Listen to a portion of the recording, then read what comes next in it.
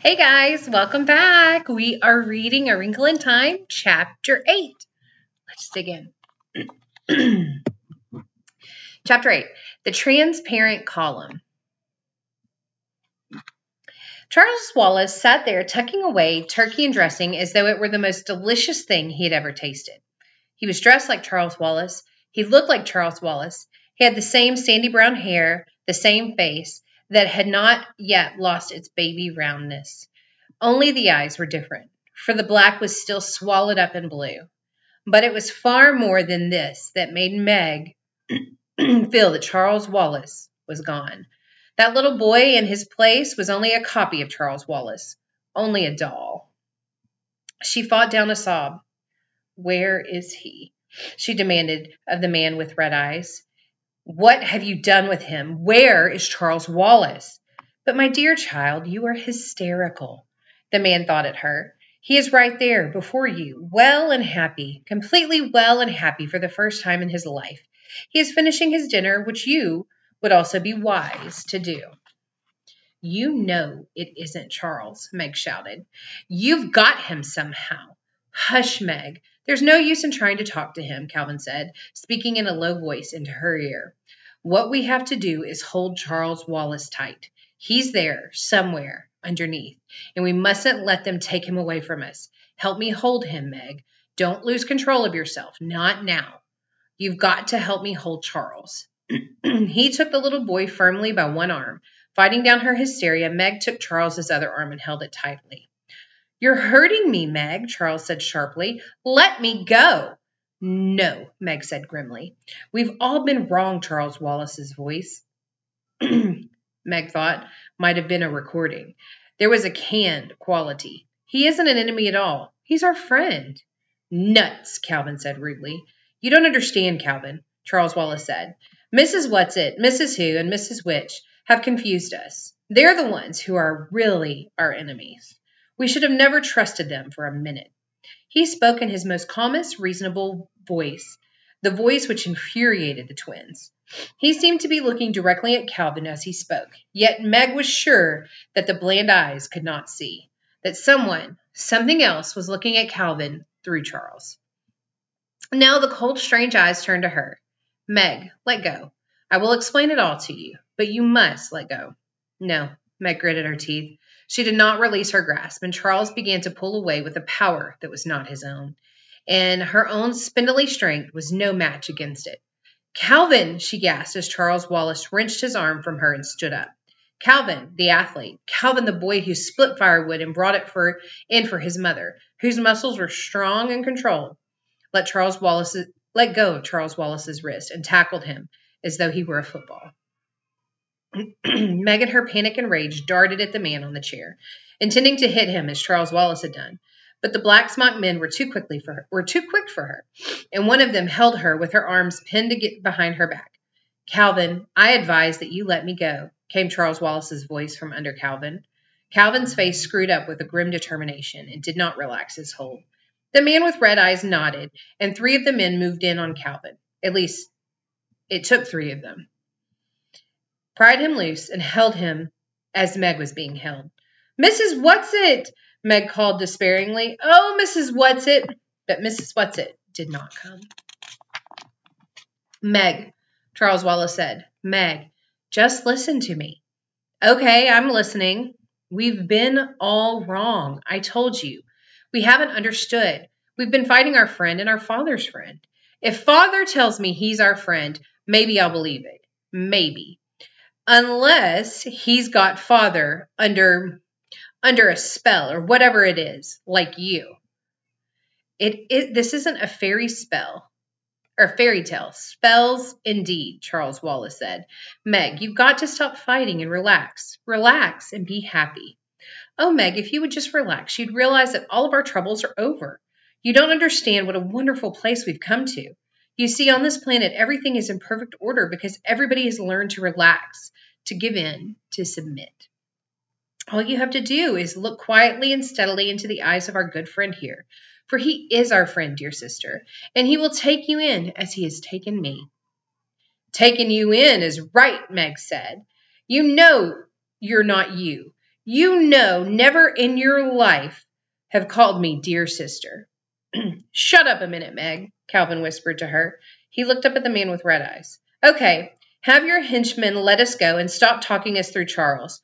We know it's you talking, or whatever's talking through you. Anyhow, we know you have Charles hypnotized. A most primitive way of putting it, the man with red eyes murmured. He gestured slightly with one finger, and Meg and Calvin were released. Thanks, Calvin said wryly. Now, if you are our friend, will you tell us who or what you are? It is not necessary for you to know who I am. I am the prime coordinator. That is all you need to know. But you're being spoken through, aren't you? Just like Charles Wallace. Are you hypnotized too? I told you that was too primitive a word without the correct connotations. Is it you who is going to take us to Mr. Murray? No, it is not necessarily, nor is it possible for me to leave here. Charles Wallace will conduct you. Charles Wallace? Yes, when? Now, the man with red eyes said, made a frightening grimace that passed for a smile. Yes, I think it might as well be now. Charles Wallace gave a slight jerk of his head, saying, come, and started to walk in a strange, gliding, mechanical manner. Calvin followed him, and Meg hesitated, looking from the man with red eyes to Charles and Calvin. She wanted to reach out and grab Calvin's hand, but it seemed that ever since they had begun their journeys, she had been looking for a hand to hold. So she stuffed her fist into her pockets and walked along behind the two boys. I've got to be brave, she said to herself. I will be. They moved down a long, white, and seemingly endless corridor. Charles Wallace continued the jerky rhythm of his walk and did not once look back to see if they were with him. Suddenly, Meg broke into a run and caught up with Calvin. Cal, she said, listen, quick, remember what Mrs. Whatsit said your gift was communication, and that was what she was giving you? We've been trying to fight Charles physically, and that isn't any good. Can you try to communicate with him? Can you try to get into him? Golly day, you're right. Calvin's face lit up with hope, and his eyes, which had been somber, regained their usual sparkle. I've been in such a swivet, it may not do any good, but at least I can try. They quickened their pace until they were level with Charles Wallace. Calvin reached out his arm, but Charles flung it off. Leave me alone, he snarled. But I'm not going to hurt you, old sport, Calvin said. I'm just trying to be friendly. Let's make it up, You mean you're coming around? Charles Wallace asked. Sure, Calvin's voice was coaxing. We're reasonable people, after all. Just look at me for a minute. Charlie Bus. Charles Wallace stopped and turned slowly to look at Calvin with his cold, vacant eyes. Calvin looked back, and Meg could feel the intensity of his concentration. An enormous shudder shook through Charles Wallace. For a brief flash, his eyes seemed to see. Then his whole body whirled and went rigid. He started his marionette walk again. I should have known better, he said. If you want to see Murray, you'd better come with me and not try any more hanky-panky. Is that what you call your father? Murray? Calvin asked. Meg could see that he was angry and upset at this near success. Father? What is a father? Charles Wallace intoned. Merely another misconception. If you feel the need of a father, then I would suggest you turn to it. It again. Who is it? Meg asked. All in good time, Charles Wallace said. You're not ready for it yet. First of all, I will tell you something about this beautiful, enlightened planet of Kamazats. His voice took a dry, pedantic tones of Mr. Jenkins. Perhaps you do not realize that on Kamazats we have conquered all illness, all deformity. We? Calvin interrupted. Charles Wallace continued as though he had not heard. And of course he hadn't, Meg thought. We let no one suffer. It is so much kinder simply to annihilate anyone who is ill. Nobody has weeks and weeks of runny noses and sore throats. Rather than endure such discomfort, they are simply put to sleep. You mean they're put to sleep while they have a cold, or that they're murdered? Calvin demanded. Murder is a most primitive word, Charles Wallace said. There is no such thing as murder on Kamazats. It takes care of all such things. He moved jerkily to the wall of the corridor and stood for a moment, then raised his hand. The wall flickered, quivered, and grew transparent. Charles Wallace walked through it, beckoning to Meg and Calvin, and they followed. They were in a small square room which radiated a dull sulphurous light. There was something ominous to Meg in the very compactness of the room, as though the walls, the ceiling, and the floor might move together and crush anybody rash enough to enter. "How did you do that?" Calvin asked Charles. "Do what?" "I merely rearranged the atoms," Charles Wallace said loftily. "You've studied atoms in school, haven't you?" "Sure, but—" "Then you know enough to know that matter isn't solid, don't you? That you, Calvin, consist mostly of empty space? That if all the matter in you came together, you'd be the size of a head of a pin. That's plain scientific fact, isn't it?" "Yes, but—" "So I simply pushed the atoms aside and we walked through the space between them." Meg's stomach seemed to drop. She realized that the square box in which they stood must be an elevator, and that they had started to move upward with great speed. The yellow light lit up their faces, and the pale blue of Charles Wallace's eyes absorbed the yellow and turned green. Calvin licked his lips. "Where are we going?" "Up," Charles continued his lecture. "On Commozots, we are all happy because we are all alike. Differences create problems. You know that, don't you, dear sister?" "No," Meg said. "Oh, yes, you do. You've seen it at home, how true it is. You know that's the reason you're not happy at school, because you're different." "I'm different and I'm happy," Calvin said. "You pretend that you aren't different. I'm different, and I like being different." Calvin's voice was unnaturally loud. "Maybe I don't like being different," Meg said, "but I don't want to be like everybody else either." Charles Wallace raised his hand, and the motion of the square box ceased, and one of the walls seemed to disappear. Charles stepped out, and Meg and Calvin following him. Calvin just barely making it before the wall came into being again, and they could no longer see where the opening had been. "You wanted Calvin to get left behind, didn't you?" "I'm merely trying to teach you that if you stay on your toes. I warn you, if I have any more trouble from either of you, I shall take you to it." As the word "it" fell from Charles's lip, again Meg felt as though she had been touched by something slimy and horrible. "So, what is this it?" she asked. "You might call it the boss." Then Charles Wallace giggled, a giggle that was the most sinister sound Meg had ever heard. "It sometimes calls itself, the happiest sadist." Meg spoke coldly to cover her fear. "I don't know what you're talking about." "That's sadist, S-A-D-I-S-T, not saddest, S-A-D-D-E-S-T, you know," Charles Wallace said, and giggled again. "Lots of people don't pronounce it correctly." "Well, I don't care," Meg said defiantly. "I don't ever want to see it, and that's that." Charles Wallace's strange, monotonous voice ground against her ears. "Meg, you're supposed to have some mind.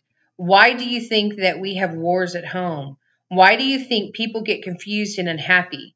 Because they live their own separate individual lives. I've been trying to explain to you in the simplest possible way that on Commozots, the individuals have been done away with. Commozots is one mind. That's it. And that's why everybody's so happy and efficient. That's what old witches like Mrs. Whatsit don't want to have happen at home." "She's not a witch," Meg interrupted. No, Calvin said. "You know she's not. You know that's just their game, their way, maybe of laughing in the dark." "In the dark is correct," Charles continued.